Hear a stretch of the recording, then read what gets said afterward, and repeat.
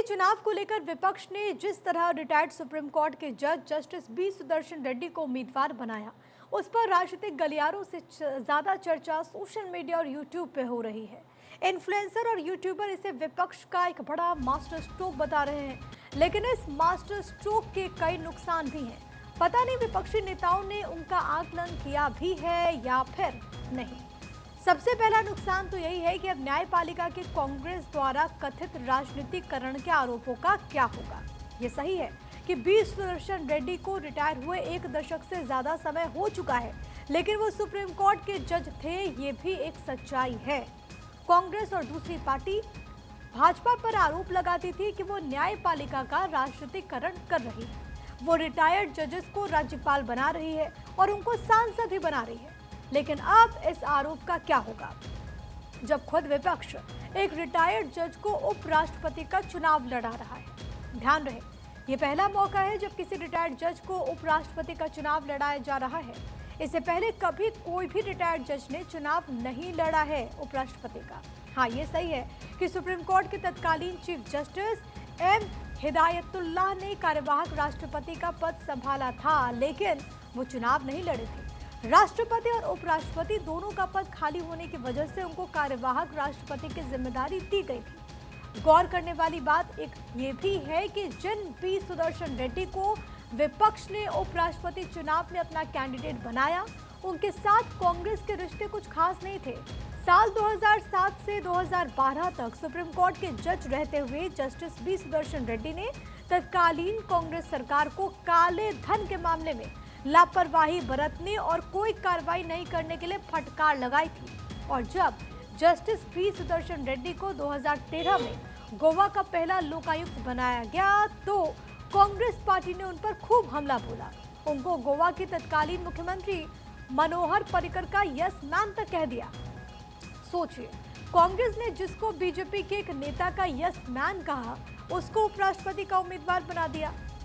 एकीकृत आंध्र प्रदेश में जन्मे और तेलंगाना में रहने वाले सुप्रीम कोर्ट के रिटायर्ड जज जस्टिस बी सुदर्शन रेड्डी एक मजबूत कृषक समाज से आते हैं, जैसे कि महाराष्ट्र में मराठा और उत्तर में जाट या फिर भूमिहार होते हैं, जबकि राधा कृष्णन पिछड़ी जाति के हैं।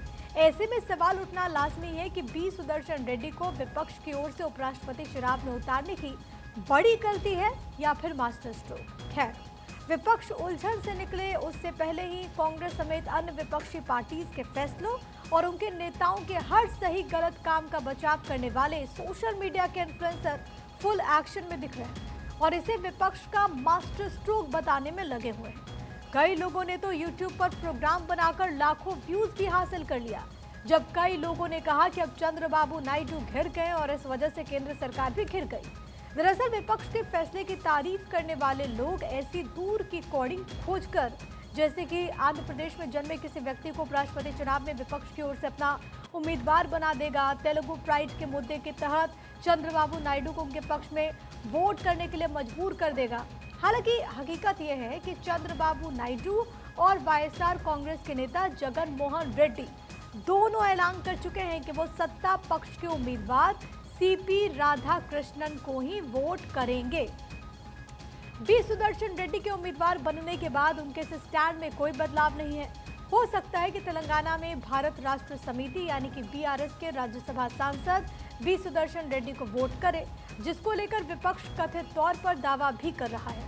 लेकिन इससे क्या हो जाएगा? इससे नतीजों पर कोई फर्क नहीं पड़ेगा और न पार्टियों की राजनीतिक पोजीशन में कोई बदलाव ही आएगा। जरा याद कीजिए, कैसे पिछले राष्ट्रपति चुनाव में बीजेपी ने जब द्रौपदी मुर्मू को कैंडिडेट बनाया तो झारखंड में क्या हुआ था?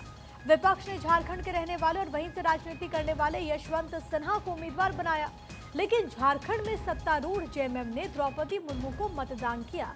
ध्यान रहे कि उनकी सरकार कांग्रेस के समर्थन से चल रही थी, लेकिन उन्होंने कांग्रेस के हिसाब से वोट नहीं डाला और इतना ही, कांग्रेस के 2/3 से ज्यादा विधायकों ने भी बीजेपी की कैंडिडेट द्रौपदी मुर्मू को ही वोट दिया था। इसके बाद बीजेपी ने एक बड़ा प्रयास किया कि उसके राष्ट्रपति उम्मीदवार को वोट करने वाले कांग्रेस विधायक उसके साथ चले गए, लेकिन कोई भी साथ नहीं आया। इसीलिए 4 राज्यसभा सांसदों वाली बीआरएस को मजबूर करके विपक्ष को कुछ नहीं हासिल होने वाला। साथ ही साथ आंध्र प्रदेश में चंद्रबाबू नायडू जगनमोहन रेड्डी को मजबूर करके भी विपक्ष को फिलहाल तो कुछ हासिल नहीं होने वाला है, क्योंकि सवाल तो यह है कि अगर जगन और चंद्रबाबू विपक्ष के तेलुगु उम्मीदवार को वोट नहीं करेंगे तो उनसे नाराज होकर तेलुगु लोग क्या कांग्रेस को वोट करने लगेंगे। अभी जो स्थिति दिख रही है उसमें चंद्रबाबू की सत्ता जाएगी तो जगन को मिलेगी और दोनों केंद्र में नरेंद्र मोदी की सरकार के साथ ही रहेंगे।